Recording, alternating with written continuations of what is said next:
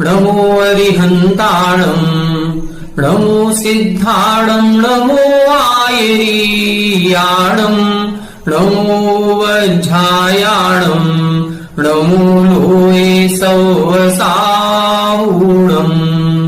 मोक्षमार्गस्य नेतारम् भेत्तारम् कर्मभूभृताम् ज्ञातारम् विश्वतत्त्वानाम् वंदे तत्गुणलब्धये। 1008 श्री मूलनायक आदिनाथ भगवान की जय। द्वासांग जिनवाणी माता की जय। आचार्य श्रेष्ठ आचार्य गुरुवर श्री 108 पूज्यपाद स्वामी महाराज की जय। आचार्य श्रेष्ठ आचार्य गुरुवर श्री 108 विद्यासागर जी महाराज की जय। जगत पूज्य निर्यापक श्रमण मुनि पुंगव श्री 108 सुधा सागर जी महाराज की जय। 6वें अध्याय के अंतर्गत आश्रव तत्व पर विशेष व्याख्यान पढ़ने को सुनने को हमें मिल रहा है। यहाँ पर आचार्य महाराज ने कर्मों का आश्रव कैसे होता है, किन कारणों से होता है, आश्रव किसे कहते हैं, आश्रव के कितने भेद होते हैं, ऐसी कौन सी क्रियाएं हैं जो हमें कर्मों का आश्रव कराती हैं, ऐसी सभी क्रियाओं का वर्णन इस अध्याय में पढ़ने को हमें मिल रहा है। अभी कुछ सूत्रों तक सामान्य से व्याख्यान कर रहे हैं जिसमें सभी कर्मों के आश्रव की विशेषताएं बता रहे हैं। फिर कुछ 2-3 सूत्रों के बाद फिर पृथक पृथक एक एक कर्म का अलग अलग व्याख्यान करेंगे कि ज्ञानावरण कर्म का आश्रव किन कारणों से होता है, दर्शनावरण कर्म का आश्रव किस कारण से होता है। तो ऐसे सभी कर्मों के पृथक पृथक आश्रव के कारण बताए जाएंगे। अभी हमारा जो प्रसंग चल रहा था, इस प्रसंग में हमने आश्रव किसे कहते हैं ये समझ लिया। आश्रव शुभ योग और अशुभ योग के कारण से 2 प्रकार का हो जाता है, शुभ आश्रव और अशुभ आश्रव। शुभ योग किसे कहते हैं इसकी परिभाषा भी इन्होंने बहुत अच्छे से स्पष्ट की। फिर इसके बाद अपन ने स्वामी की अपेक्षा से 2 भेद देखे थे, सांप्रायिक आश्रव और ईरियापथ आश्रव। अर्थात कसाय सहित जीवों के सांप्रायिक आश्रव होता है और कसाय रहित जीवों के ईरियापथ आश्रव होता है। फिर जो सांप्रायिक आश्रव है वो सांप्रायिक आश्रव के इन्होंने 39 भेद बताए थे, जिसमें से मुख्य रूप से 25 क्रियाओं का वर्णन किया गया था। पूर्व कक्षा में हमने उन 25 क्रियाओं को भी समझा था और उन 25 क्रियाओं को समझने के उपरांत फिर हमने उस कर्मों के आश्रव में किन कारणों से विशेषता आती है, ऐसे कौन से परिणाम कौन से कारण होते हैं, उनको समझने का प्रयास किया था। जिसमें इधर इन्होंने बताया था हमारे जो आत्मा के परिणाम होते हैं ये कभी तीव्र होते हैं, कभी मंद होते हैं, कभी हम जान करके प्रवृत्ति करते हैं, कभी हमसे अनजाने में पाप हो जाता है। तो ज्ञात भाव, अज्ञात भाव, तीव्र भाव, मंद भाव, अधिकरण विशेष और वीर्य विशेष से कर्मों के आश्रव में विशेषता पाई जाती है। जैसे दान के प्रसंग में तत्वार सूत्र जी में अपन ने पढ़ा था कि दान देना अलग चीज है, लेकिन उस दान में विशेषता किस कारण से आती है, तब एक सूत्र लिखा गया था, विधि द्रव्य दात्री पात्र विशेषास तद विशेषा, कि दान देना अलग चीज है लेकिन दान के साथ में उस दान देने की विधि क्या है, हम किसको दे रहे हैं, देने वाला कौन है, वो द्रव्य जो दिया जा रहा है वो द्रव्य कैसा है, इन सारी विशेषताओं से उस दान के फल में भी विशेषता आती है। इसी प्रकार से 3 योगों से आश्रव होगा, लेकिन वह योग होने के बाद हमारे आत्मा का परिणाम कैसा है, तीव्र है अर्थात कसायों की तीव्रता से है या कसायों की मंदता में है, अथवा हम जो प्रवृत्ति कर रहे हैं वो जान करके कर रहे हैं या हमसे अनजाने में कोई क्रिया हो रही है, हमारी शक्ति कैसी है। और अधिकरण विशेष, जीवाधिकरण और अजीवाधिकरण, ये 2 भेद अपन ने इसमें पढ़े थे। अब आज की कक्षा में हम ये आश्रव की विशेषताओं को समझने के बाद जो अधिकरण अपन ने 2 पढ़े थे उसमें से जीवाधिकरण पर विशेष चर्चा करेंगे। जीवाधिकरण क्या कहलाता है? जो कर्मों का आश्रव जीव के आधार से होता है, जीव के परिणामों के आधार से होता है। जो हमारे परिणाम बनते हैं, जो हम क्रिया करते हैं, वो क्रिया और परिणामों को जब हम भेद प्रभेद करते हैं तो 108 भेद बन जाते हैं और ये 108 प्रकार से हम कर्मों का आश्रव करते हैं। अजीवाधिकरण क्या है उसकी चर्चा अपन इस सूत्र को समझने के बाद करेंगे।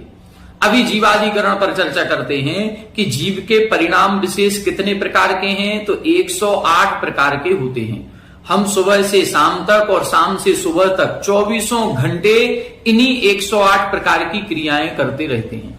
अब ये 108 प्रकार की क्रियाएं कौन सी हैं जिनसे कर्मों का आश्रव होता है, इसको अपन सूत्र से समझने का प्रयास करते हैं। आइए देखें पेज नंबर 249, उत्थानिका नंबर 623 और सूत्र नंबर 8। तत्र जीवाधिकरण भेद प्रतिपत्त्यर्थम आह। अब यहां बता रहे हैं कि जो जीवाधिकरण के भेद हैं, अब उन भेदों का कथन करने के लिए अगला सूत्र कह रहे हैं। आद्यम समरंभ समारंभारंभ, आद्यम समरंभ समारंभारंभ, योग कृत कारितानुमत, योग कृत कारितानुमत, कषाय विशेषैस, कषाय विशेषैस, त्रिस त्रिस त्रिस चतुश्चैक्षः, त्रिस त्रिस त्रिस चतुश्चैक्षः। आद्यम समरंभ समारंभारंभ, योग कृत कारितानुमत, कषाय विशेषैस, त्रिस त्रिस त्रिस चतुश्चैक्षः। आद्यम समरंभ समारंभारंभ, योग कृत कारितानुमत, कषाय विशेषैस, त्रिस त्रिस त्रिस चतुश्चैक्षः। यहां बता रहे हैं आद्यम, आद्यम का मतलब पहला, प्रारंभ का। 2 प्रकार के भेद अधिकरण के किए थे, जीवाधिकरण और अजीवाधिकरण। तो पहला भेद कौन सा है? जीवाधिकरण। तो जीवाधिकरण कितने प्रकार का है? समरंभ, समारंभ, आरंभ। फिर क्या लिखा? योग। फिर लिखा है कृत कारित अनुमत। फिर लिखा है कषाय विशेष ही। विशेष शब्द इन सभी में लगाएंगे। ये 3-3 का जोड़ा है, जैसे समरंभ, समारंभ, आरंभ, विशेष। तो विशेष सभी में लगेगा, समरंभ विशेष, समारंभ विशेष, आरंभ विशेष। फिर योग विशेष, तो मन योग विशेष, वचन योग विशेष, काय योग विशेष। फिर कृत विशेष, कारित विशेष, अनुमत विशेष। फिर कषाय विशेष अर्थात क्रोध कषाय विशेष, मान कषाय विशेष, माया कषाय विशेष और लोभ कषाय विशेष। तो सभी की विशेषताएं लगेंगी, इसलिए विशेष शब्द सभी में लगाना है। फिर लिखा है त्रि त्रि त्रि चतुः। तो त्रि, अब देखें समरंभ, समारंभ, आरंभ, ये कितने हो गए? 3। तो इसीलिए लिख दिया त्रि। फिर योग, योग कितने प्रकार का होता है? 3 प्रकार का, मन योग, वचन योग, काय योग। फिर कृत कारित अनुमत, ये भी कितने हो गए? 3। और फिर लिखा है कषाय, तो आगे लिखा चतुः यानी 4। तो फिर जीवाधिकरण के कुल कितने भेद हो गए? 3 और 3 6, 3 9 और 4 13। ऐसे लगाएंगे? नहीं, इनको जोड़ना नहीं है। आगे एक शब्द लिखा है च एक सहा। एक सहा शब्द का मतलब होता है ये प्रत्येक के साथ गुणा करना है, इधर जोड़ना नहीं है, मल्टीप्लाई करना है। अभी जो अपन ने सूत्र पढ़ा था, मान लो सांप्रायिक आश्रव का भेद पढ़ाए थे, इंद्रिय कषाया व्रत क्रिया पंच चतुः पंच पंच विंशति संख्या पूर्वस्य भेदः।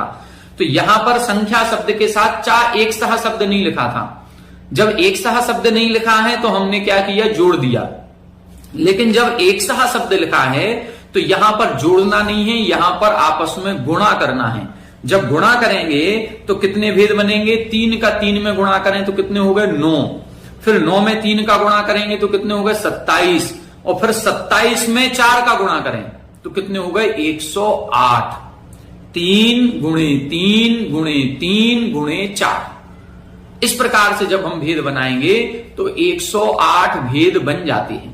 अब ये कैसे बनेंगे, किस प्रकार के भंग बनते हैं, इसको अपन अब टीका पढ़ेंगे तब अपन को समझ में आएगा। 624 नंबर, पहले एक एक शब्द की व्याख्या करेंगे। समरंभ क्या है, समारंभ क्या है, आरंभ क्या है, कृत किसे कहते हैं, कारित किसे कहते हैं, अनुमत किसे कहते हैं। देखें, प्राण व्यपरोपणादिषु प्रमादवतः प्रयत्न आवेशः समरंभः। समरंभ किसे कहते हैं? प्राण व्यपरोपणादिषु, प्राण व्यपरोपण बोलते हैं हिंसा को, और आदिषु लिख दिया अर्थात सभी पापों में। हिंसा, झूठ, चोरी, कुशील और परिग्रह, ऐसे पांचों पाप भी लगेंगे और साथ में अहिंसा आदि पांचों व्रत भी लगेंगे। क्योंकि ये जो 108 क्रियाएं हैं, हमने अभी आश्रव को दो प्रकार से समझा था, शुभ आश्रव और अशुभ आश्रव। तो हमारी जो योग होंगी, जो क्रियाएं होंगी, जो आत्मा के परिणाम होंगे, वो शुभ रूप भी होंगे और अशुभ रूप भी होंगे।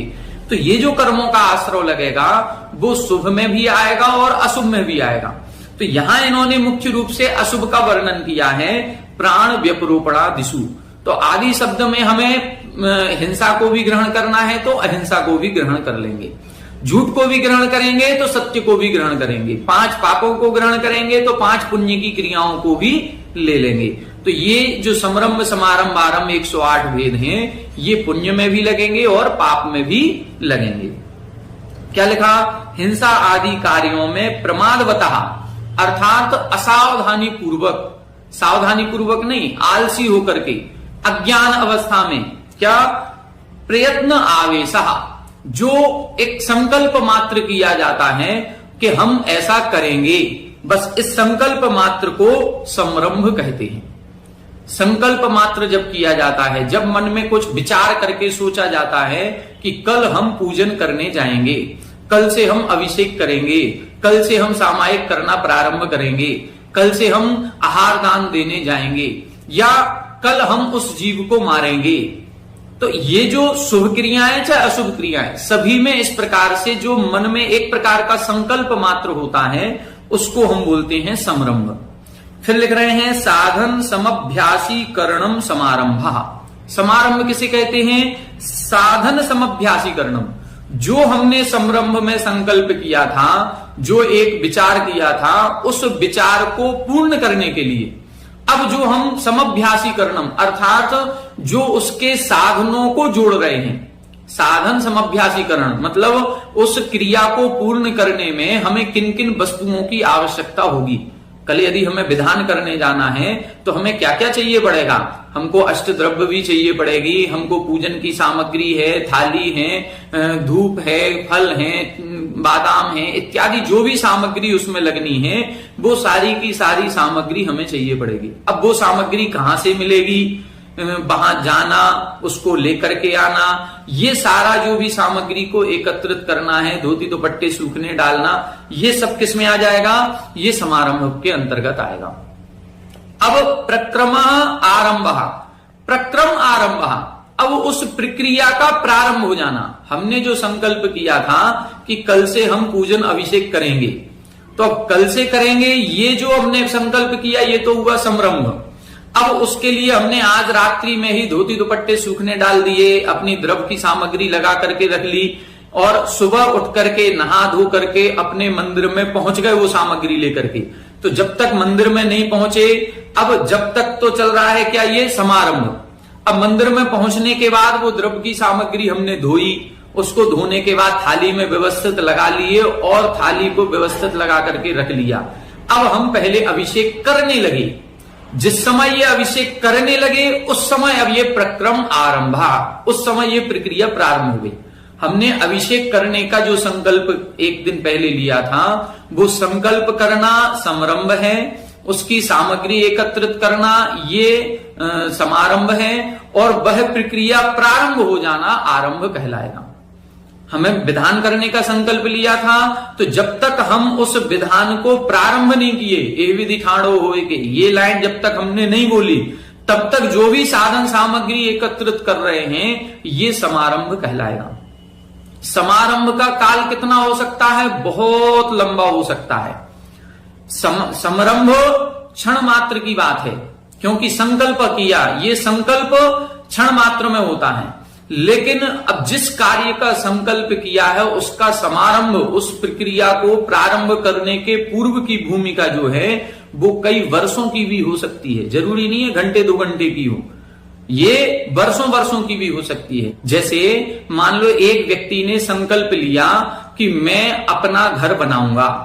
अभी तक वो किराए के घर में रह रहा था या परेशानी में रह रहा था, अब उसने मन में विचार कर लिया कि अब हम अपना घर बनाएंगे। अब वो अपने घर बनाने का जो उसने संकल्प किया ये है समरंभ।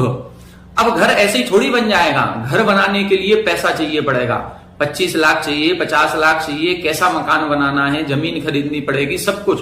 तो उसके लिए जो पैसा चाहिए है, अब वो दिन रात मेहनत करने लगा और दिन रात मेहनत करने के बाद उसने 5 साल में 10-20 लाख 25 लाख रुपए इकट्ठे कर लिए। फिर उसके बाद उसने एक दिन विचार किया कि अब हमारे पास पैसा इकट्ठा हो गया, एक ठेकेदार को बुलाया और अपना काम लगाना शुरू कर दिया।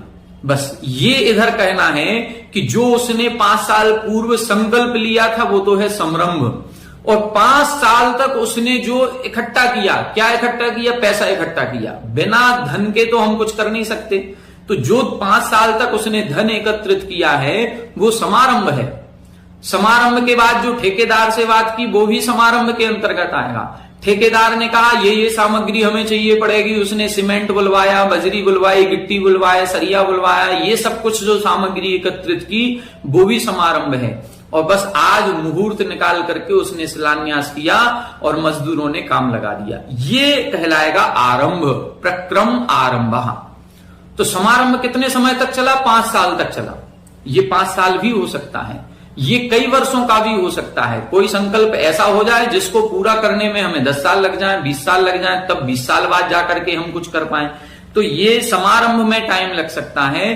फिर प्रक्रम आरंभ, वो प्रक्रिया प्रारंभ हो जाना, उसको बोलेंगे आरंभ। तो 3 हो गए, समरंभ, समारंभ, आरंभ।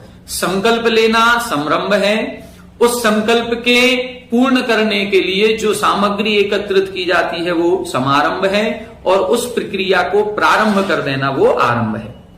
योग शब्दों व्याख्यातार्थ, योग शब्द जो है वो व्याख्यातार्थ, अर्थात इसका व्याख्यान हम कर चुके हैं। मन योग, वचन योग, काय योग, इसका व्याख्यान कर दिए।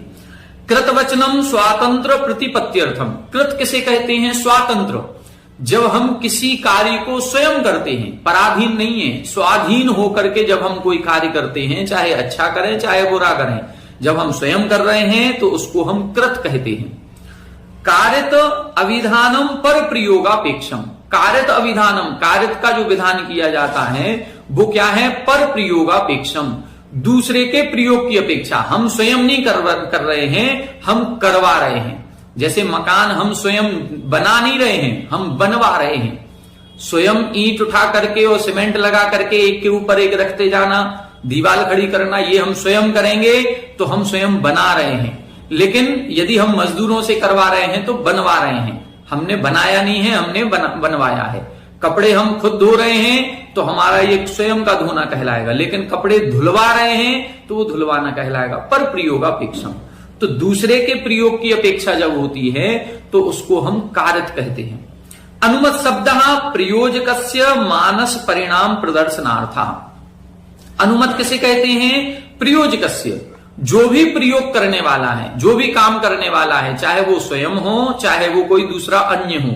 लेकिन स्वयं के और अन्य के बाद 2 लोग हैं, हमने स्वयं कपड़े धोए या हमने किसी अपने धोबी आदि से धुलवाए, लेकिन उन कपड़ों में जिसके वो कपड़े थे, तीसरा व्यक्ति, वो तीसरा व्यक्ति प्रसन्न हो गया, उसको हर्ष हो गया, ये अच्छा हुआ हमें कपड़े धुले हुए मिल गए। चाहे वो हमारी पत्नी ने धोए हो चाहे वो किसी धोबी ने धोए हो, लेकिन हमें तो कपड़े धुले हुए मिले हैं। ये जो हुआ है मानस परिणाम, उसको अच्छा लगा कि बुरा लगा? अच्छा और बुरा लगना, राग द्वेष परिणाम होना, हर्ष विषाद होना, ये कहलाएगा अनुमत या अनुमोदना। हम जैसे भी भाव उस समय करेंगे उसको हम अनुमोदना कहते हैं। किसी व्यक्ति ने किसी को मार दिया, अब राम ने रावण को मार दिया, तो रावण के मरने पर, मान लो राम ने मारा है तो ये कृत हो गया। राम ने किसी को बोल करके मरवाया है तो कारित हो गया। लेकिन रावण मर गया, इसकी खुशी किस किस को है? सबको है। तो यदि जितने लोगों को ये खुशी होगी, वो खुशी के भागीदार, उस प्रसन्नता के, हर्ष के, विषाद के जो भी भाव उसके बन रहे हैं, वो जो प्रसन्नता का भाव है वो कहलाएगा अनुमत या अनुमोदना। तो ये जो अनुमोदना है ये पुण्य रूप भी हो सकती है और पाप रूप भी हो सकती है। हम जैसा भाव करेंगे, यदि हम पुण्य कार्य की अनुमोदना कर रहे हैं, लोग दान दे रहे हैं और हम ताली बजा करके उनका सम्मान कर रहे हैं, आपने बहुत अच्छी बोली ली, कोई करोड़ों का दान करता है और कोई ताली बजा करके उसका सम्मान करता है, उसको जय जयंत बोलता है, उसके मन में प्रसन्नता का भाव आता है कि हम तो नहीं ले पाए लेकिन आप ले लिए, हमें बहुत प्रसन्नता है, बहुत खुशी की बात है। तो उसने उस पुण्य का बंध यहां अनुमोदना करके कर लिया। लेकिन उसी में यदि हम बुरा कह रहे हैं कि कहां करोड़ों रुपए मंदिर में लगा रहे हैं, यदि ये इतना गलत भाव हमारे मन में आ गया है, तो वो तो दान दे करके उसने तो पुण्य कमा लिया, लेकिन हमने कुछ दिया नहीं, बिना दिए ही केवल विषाद करके, केवल राग द्वेष करके हमने पाप कर्म का अर्जन कर लिया। तो करने वाला कर रहा है, लेकिन हम उस किए हुए कार्य में यदि अच्छा कार्य हो रहा है तो हमें उस अच्छे कार्य में प्रसन्न होना चाहिए। यदि हम प्रसन्न होते हैं तो हमारे प्रसन्नता के कारण से उसमें अनुमोदना कहलाएगी। हम उसको कहें, शाबाशी दें, बहुत अच्छा किया तुमने, बस एक दो जो दो शब्द निकलते हैं ये हमारे पुण्य बंध के कारण बन जाएंगे। इसी तरह से पाप में होता है, पाप क्रियाएं कोई कर रहा है और उस पाप क्रियाओं में हमने हर्ष रूप से यदि उसका समर्थन कर दिया, या हमने काय से वचन से कह दिया ये तुमने बहुत अच्छा किया, यदि किसी ने पाप क्रिया की और हमने इस प्रकार के शब्द बोले हैं तो हमने पाप का समर्थन कर दिया, और पाप का समर्थन करने से हमने अनुमोदना का पाप बंध कर लिया। हमने किया कुछ नहीं है, ना दूसरे से कराया है, लेकिन तीसरे ने किया है तो हमने उसको घर पर बैठे बैठे ही पाप कर्म का बंध कर लिया। तो ये अनुमोदना का फल दोनों तरफ से लगता है। कृत का, कारित का तो जो है सो है ही, क्योंकि हम कर रहे हैं, करवा रहे हैं, तो हमारे परिणाम वैसे हैं। लेकिन अनुमोदना विशेष रूप से है कि ना हम कर रहे हैं ना हम करवा रहे हैं, लेकिन हम अपने आप में ही खुश हो रहे हैं और या दुखी हो रहे हैं, तो उसका हमें पाप बंध होता ही होता है या पुण्य बंध होता है। पुण्यबंध पाप बंध में भी हमें ये विशेष रूप से जानना चाहिए कि अनुमोदना का फल, जैसे ये कहा जाता है कि कृत, कारित और अनुमोदना, इन तीनों का फल बराबर मिलता है। ये बराबर सबको नहीं मिलता है। अनुमोदना का फल तभी कृत के बराबर मिलेगा जब हम कृत करने में असमर्थ हैं, हम कारित करने में भी असमर्थ हैं, तब हम अनुमोदना यदि कर रहे हैं तो हमें कृत के बराबर पुण्य मिलेगा। लेकिन हम कृत करने में समर्थ हैं या हम कारित भी करवा सकते हैं, फिर भी ना हम कृत कर रहे हैं ना कारित कर रहे हैं, हम खड़े होकर के केवल प्रसन्न हो रहे हैं, तो ये फिर हमें अनुमोदना में अनुमोदना का पुण्य मिलेगा, कृत के बराबर पुण्य नहीं मिलेगा। जो ये बात कही जाती है कृत, कारित, अनुमोदना तीनों का पुण्य फल बराबर है, तो ये तीनों का बराबर हर जगह नहीं होता है। हमें ये देखना पड़ेगा कि हम क्या समर्थ हैं। जैसे आपने आदि पुराण पढ़ा होगा, और आदि पुराण में राजा शायद वज्रजंग, उन्होंने मुनिराज को आहार दिया, उनकी रानी ने भी आहार दिया, तो उन्होंने तो कृत से किया, लेकिन उसी समय 4 जानवर, नुएला, बाघ और सूकर, ये इत्यादि जो 4 जानवर थे वो उस आहार को देख रहे थे, तो उन्होंने देख करके केवल अनुमोदना की। अब जितने देखने वाले थे और जो देने वाले थे सबको भोग भूमि का बंध हुआ, वो सभी भोग भूमि गए, देने वाला भी भोग भूमि गया और उसकी अनुमोदना करने वाला भी भोग भूमि गया।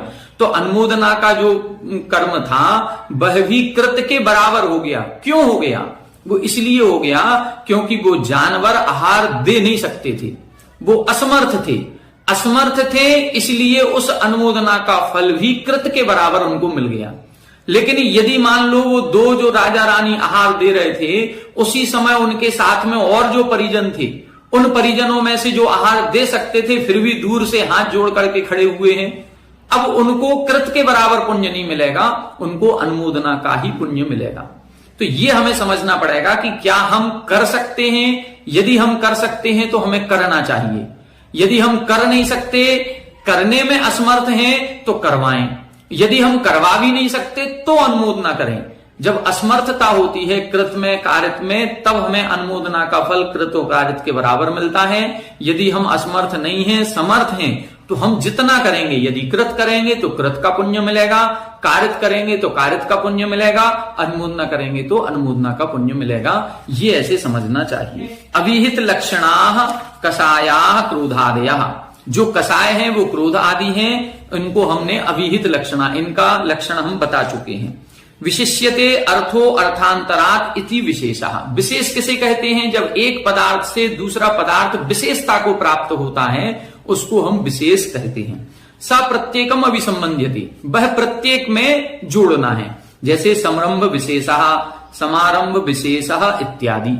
तो हमने पहले ही बता दिया, समरंभ विशेष, समारंभ विशेष, आरंभ विशेष, कृत विशेष, कारित विशेष, अनुमत विशेष, मन विशेष, वचन विशेष, काय विशेष, क्रोध विशेष, मान विशेष इत्यादि। आद्यम जीवाधिकरणम एतहि विशेष ही भिद्यते इति वाक्य शेषः, जो पहला जीवाधिकरण है वो इतनी विशेषताओं से भेद को प्राप्त होता है। मतलब ये जीवाधिकरण के ही भेद चल रहे हैं।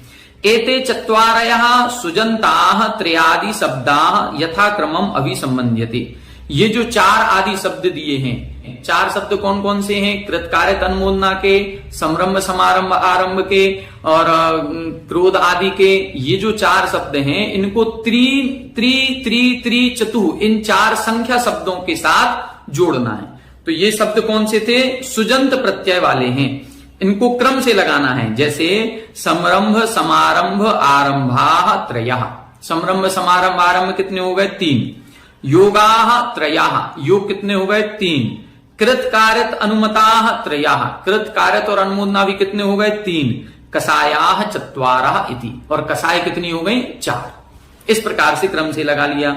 एतेषां गणनाभ्यावृत्ति ही शुचाद्युच्यते, इनकी जो गणना करनी है ये शुचाद्युच्यते, जो शुच प्रत्यय लगाया है उस शुच प्रत्यय के कारण से करनी है, सामान्य से नहीं करनी कि 3 और 3 और 3 और 4 तो जोड़ दिया इनको तो 13 भेद हो गए। नहीं, शुचाद्युच्यते, जो शुच प्रत्यय लगाया है, च एक सह शब्द लगाया है उससे, एक सह इति विप्सा निर्देशा, जो एक सा शब्द लगाया है उसका अर्थ है विप्सा। विप्सा का मतलब होता है पुनरावृत्ति करना। इनको बार बार जोड़ना है, एक बार ही नहीं जोड़ना है, बार बार जोड़ना है। कैसे? एक एकम त्रियादीन भेदान नयेत इत्यर्थः। क्या करेंगे? अब चार चीजें हो गई अपने पास। कृत कारित अनुमोदना एक जोड़ा, समरंभ समारंभ आरंभ एक जोड़ा, मन वचन काय एक जोड़ा, और क्रोध मान माया लोभ एक जोड़ा। क्या लिखा है? एक एकम त्रियादीन भेदान नयेत। अब इन एक एक जोड़े में से एक एक को निकाल लें। जैसे समरंभ समारंभ आरंभ में से समरंभ ले लो, फिर मन वचन काय में से मन ले लिया, कृत कारित अनुमोदना में से एक ले लो कृत को, और क्रोध मान माया लोभ इनमें से ले लो एक। कौन सी? क्रोध कषाय। तो हमने क्या क्या लिया? समरंभ, कृत, मन, क्रोध। ये एक विकल्प बना अभी हमारा। क्या विकल्प बना? समरंभ, कृत, मन, क्रोध। अब इसके बाद हम क्या करेंगे? जो चौथे नंबर पर है उसको बदलेंगे। देखो, तद यथा, अब यहां पर जैसे उदाहरण दे रहे हैं, क्रोध, कृत, काय, समरंभ। इन्होंने क्या किया? क्रोध मान माया लोभ में से क्रोध को ले लिया, फिर कृत कारित अनुमोदना में से कृत को ले लिया, फिर मन वचन काय में से काय को ले लिया, और समरंभ समारंभ आरंभ में से समरंभ को ले लिया। तो एक एक ले लिया, कोई भी विकल्प ले लो, उससे कोई फर्क नहीं पड़ता। बस 3 जो विकल्प बनाए हैं, समरंभ समारंभ आरंभ, उसमें से एक लेना है, कृत कारित अनुमोदना में से एक, मन वचन काय से एक, और क्रोधादि कषाय में से एक। तो एक एक ग्रहण कर लिया। अब विकल्प क्या बन गया? पहला अपना क्रोध, कृत, काय, समरंभ। अब दूसरा देखें, अब पहले को अपन ने चेंज किया, क्रोध के बाद अब क्या कर दिया? मान। बाकी 3 सेम रहेंगे, 3 को नहीं बदलना है, केवल पहले को बदलेंगे जब तक उसके पूरे भेद नहीं हो जाए। जैसे क्रोध, कृत, काय, समरंभ। अब क्या कर दिया अपन ने? मान, कृत, काय, समरंभ। अब इसमें देखो, कृत वही है, काय भी वही है, समरंभ भी वही है, इन 3 को नहीं बदला, केवल क्रोध की जगह क्या कर दिया? मान। अब मान की जगह क्या कर दें? माया। तो माया, कृत, काय, समरंभ। फिर माया की जगह क्या कर दें? लोभ, कृत, काय, समरंभ। तो ये जो कसाय वाला विकल्प था वो चारों हो गए कि नहीं? क्रोध भी हो गया, मान भी हो गया, माया भी हो गई, लोभ भी हो गया। अब अपन दूसरे भेद पर आएंगे। तो दूसरा भेद क्या था? कृत। तो अब कृत की जगह कारित कर देंगे। फिर से क्रोध से शुरू करेंगे। क्रोध कारित काय समरंभ। देखो पहले ऊपर क्या लिखा था? क्रोध कृत काय समरंभ। अब क्या लिख रहे हैं? क्रोध कारित काय समरंभ। अब कारित को नहीं बदलना है। अब क्रोध की जगह फिर मान कर दें। मान कारित काय समरंभ, फिर माया कारित काय समरंभ, फिर लोभ कारित काय समरंभ। जब कृत के 4 भेद बनाए अपन ने, कृत काय समरंभ के 4 बने, क्रोध मान माया लोभ। तो कारित काय समरंभ के भी 4 बनेंगे, क्रोध मान माया लोभ। इसी तरह से अनुमोदना के भी 4 बनेंगे। तो क्या बन रहे हैं? क्रोध अनुमत काय समरंभ, मान अनुमत काय समरंभ, माया अनुमत काय समरंभ और लोभ अनुमत काय समरंभ। ये किसके बने? काय समरंभ, क्योंकि काय को अभी नहीं बदला अपन ने और समरंभ को भी अभी नहीं बदला।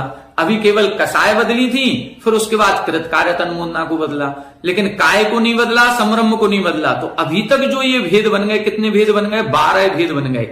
4 बने थे कृत के, 4 बने कारित के, 4 बने अनुमोदना के। तो ये 12 हो गए। ये 12 किसके बने? काय समरंभ के। ये 12 काय समरंभ के बने। तो ऐसे ही 12 बनेंगे वचन समरंभ के, फिर 12 बनेंगे मन समरंभ के। तो देखो 12 काय समरंभ, 12 वचन समरंभ, 12 मन समरंभ। तो ये कितने हो गए? 36 हो गए। 36 किसके बने? समरंभ के। तो अब 36 बनेंगे समारंभ के और 36 बनेंगे आरंभ के। ऐसे 108 भेद बन जाएंगे।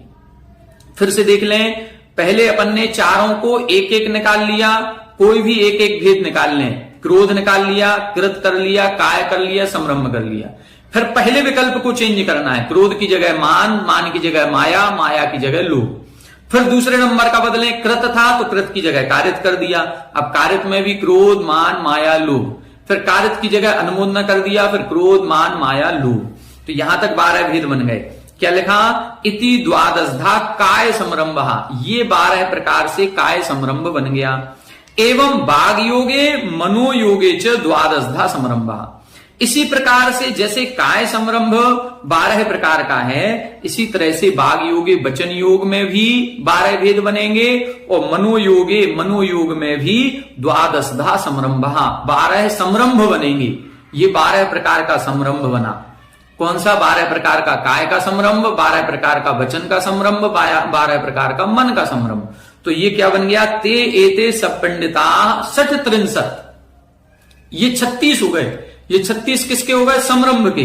तथा समारंभा अपि 63। इसी प्रकार से समारंभ भी 36 बनेंगे और आरंभा अपि 63 और आरंभ भी 36 बनेंगे। ऐसे हमारे 36, 36, 36 108 भेद बन जाएंगे।